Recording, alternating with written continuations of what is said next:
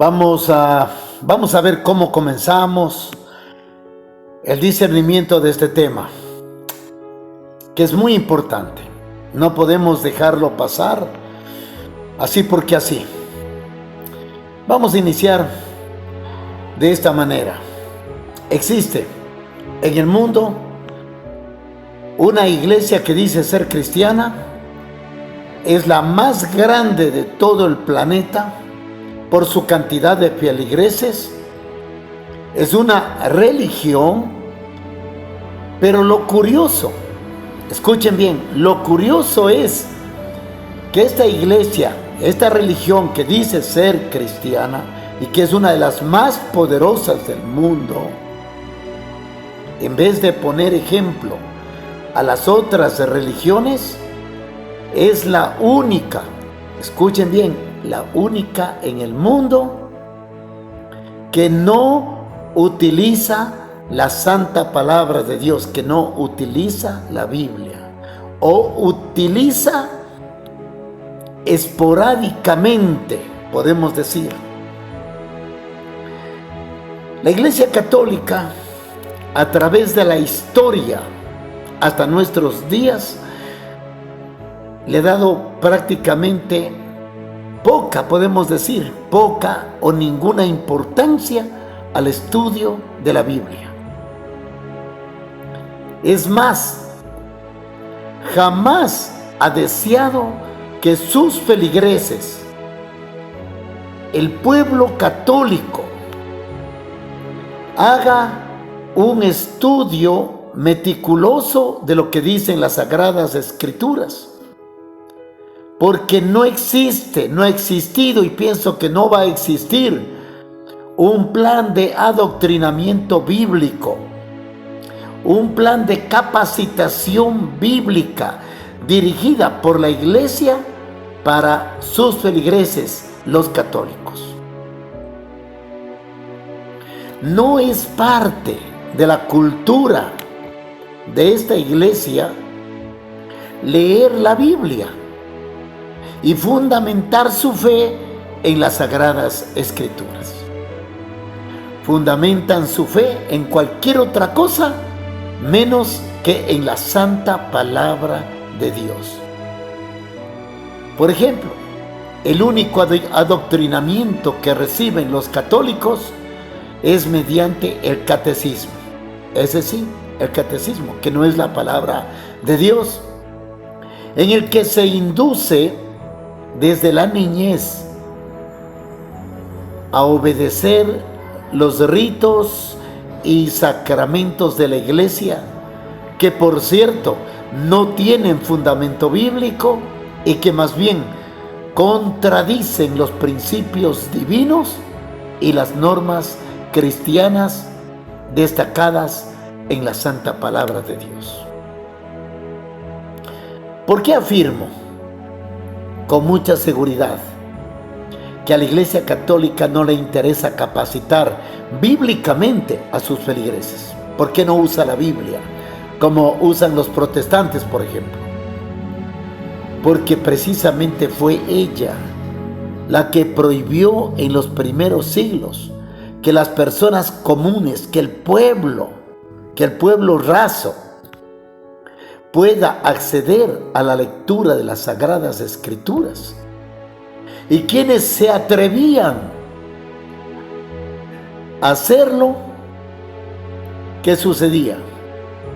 En ese periodo de la historia eran considerados herejes y eran asesinados cruelmente en las plazas públicas, en las famosas hogueras, para dejar un testimonio delante del mundo, de la sociedad, de las personas de ese tiempo, de que nadie podía atreverse a tener un ejemplar de la Biblia y peor, a pretender leer o estudiar las Sagradas Escrituras. En varias ocasiones registra la misma historia que el clero quemó cientos y cientos de miles de Biblias que circulaban clandestinamente y que fueron impresas con el esfuerzo de los reformadores y de las personas que abandonaron la fe católica. En el año de 1758 se levanta de manera gradual la prohibición generalizada de la lectura de la Biblia. Es decir, en 1758 comienzan poco a poco ya a utilizar la Biblia, pero de manera general. Pero la lectura privada, personal, se hizo popular recién en el siglo XX, queridos amigos. La pregunta interesante que surge es la siguiente: ¿qué pasaría? Escuchen bien, ¿qué pasaría si los católicos comenzarían a estudiar la Biblia con la intensidad y el interés como lo hacen los protestantes? ¿Qué sucedería? ¿Cuál sería el resultado? La respuesta indudablemente es muy clara. La Iglesia Católica experimentaría la pérdida de millones de feligreses. Por esta razón, los sacerdotes, desde sus púlpitos o de sus atrios, aconsejan a los católicos en las misas a no dejarse convencer por los protestantes y a usar el catecismo en vez de la Biblia, a confiar en el rosario, como también en su casa. Le escuché decir a un sacerdote que no se dejen convencer de lo que dicen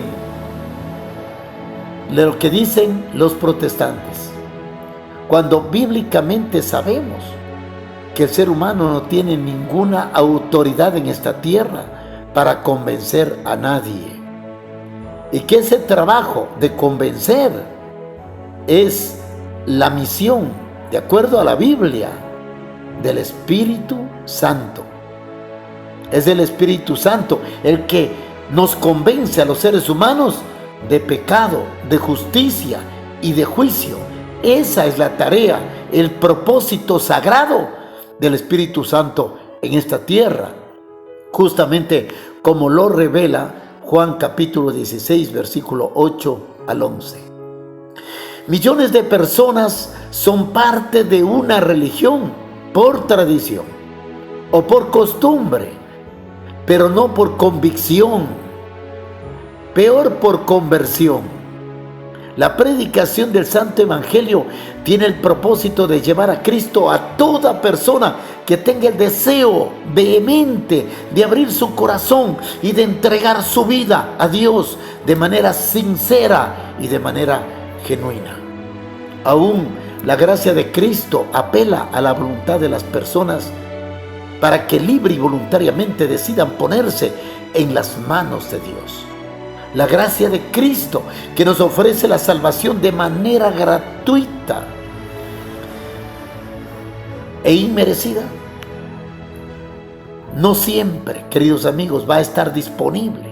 Esa oportunidad valiosa concluye el día en que tú mueras, el día en que tú fallezcas, y también el día en que en el reino de los cielos se cierre el libro de la vida y con él también las puertas de la gracia. Porque para Dios, cuando eso suceda, el destino de los hombres, el destino de todos los moradores de la tierra será cosa juzgada.